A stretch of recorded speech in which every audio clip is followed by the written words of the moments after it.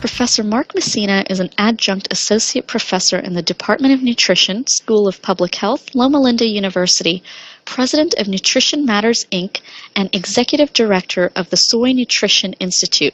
He formerly served as a program director in the Diet and Cancer Branch, National Cancer Institute, and has published more than 75 articles and book chapters for health professionals.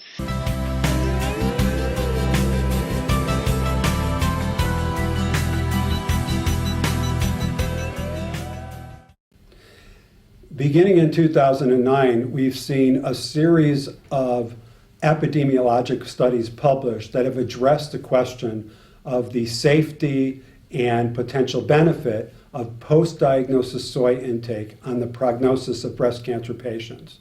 In total, more than 11,000 breast cancer patients have been studied. The follow-up period has ranged from 4 to 9 years. Studies have been conducted in the United States as well as in China. These studies not only show that consuming soy foods after diagnosis of breast cancer is not harmful, they actually indicate that soy food consumption by breast cancer patients reduces tumor recurrence and improves overall survival.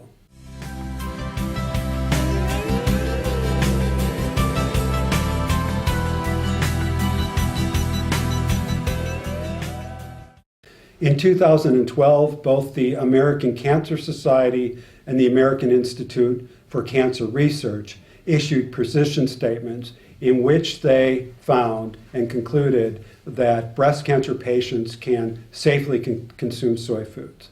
Now, in addition, there are a number of prestigious medical institutions in the United States that have reached similar conclusions, such as researchers from the Mayo Clinic and MD Anderson Cancer Research Center. Both of those groups have concluded that breast cancer patients can safely consume soy foods. A Canadian group of researchers that just published a very extensive systematic review on this issue concluded that soy foods are safe for breast cancer patients. And even Chinese researchers even recently recommended that breast cancer patients consume soy specifically to improve their prognosis. So we're seeing institutions, academic, medical institutions, as well as individual experts concluding that soy foods can be safely consumed by breast cancer patients.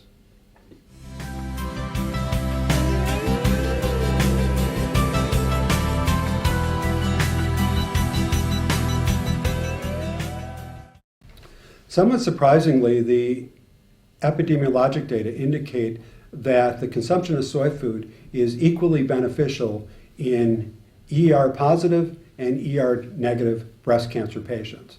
It also appears to be the case that soy is equally beneficial in pre- and postmenopausal women. So at the moment, we really don't have a basis for differentiating according to estrogen receptor status or menopausal status. So it appears as though soy is beneficial for all groups of breast cancer patients.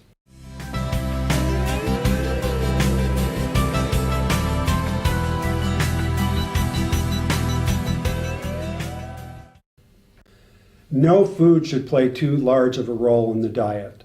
Variation and moderation are important dietetic principles.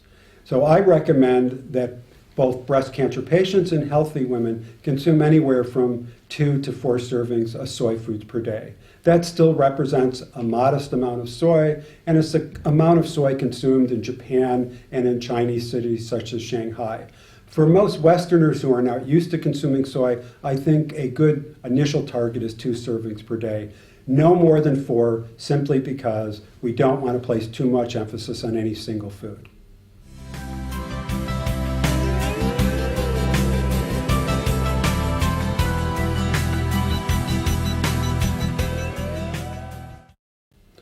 There are 2 primary types of traditional Asian soy foods: the fermented foods, which include miso, natto, and tempeh, and then the unfermented foods, such as tofu, soy milk, and edamame, or the green soybeans.